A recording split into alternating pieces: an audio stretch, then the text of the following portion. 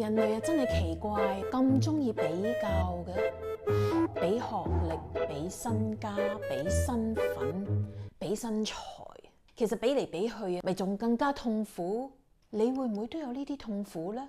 不如今日就等我嚟同大家分享3個步驟，斷捨離比較心。大家好，又係我靚貓，今日要同大家分享3個步驟，斷捨離比較心。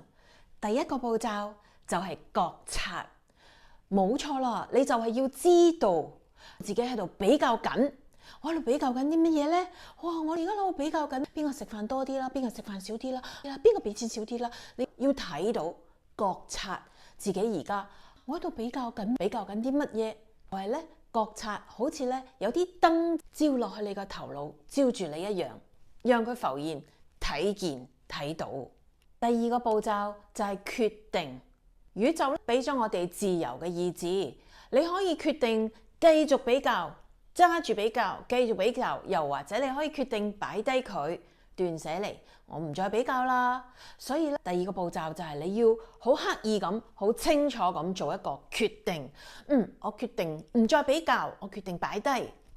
第三個步驟就係，當你已經決定咗之後啦，你就要擺翻一啲新嘅信念、正面嘅語句同埋能量俾你自己嘅意識啦。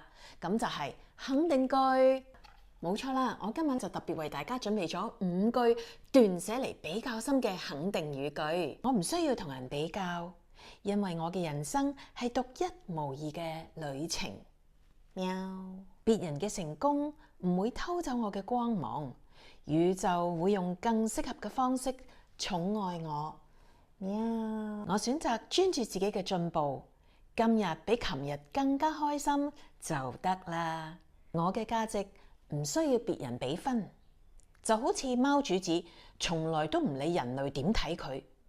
貓霸氣，我天生自帶豐盛嘅能量，吸引一切美好嘅事物自動過嚟。你哋自己都可以繼續創造更加多肯定語句俾自己嘅喎。如果你哋有啲咩題目想要我創造一啲肯定語句錄俾你哋嘅，就留言話俾我聽啦。如果你哋都覺得今日嘅節目有少少幫助，或者你哋都喜歡的話，就記得 like、comment、subscribe、點讚、留言、訂閱啦。我哋下個禮拜3再見，拜拜。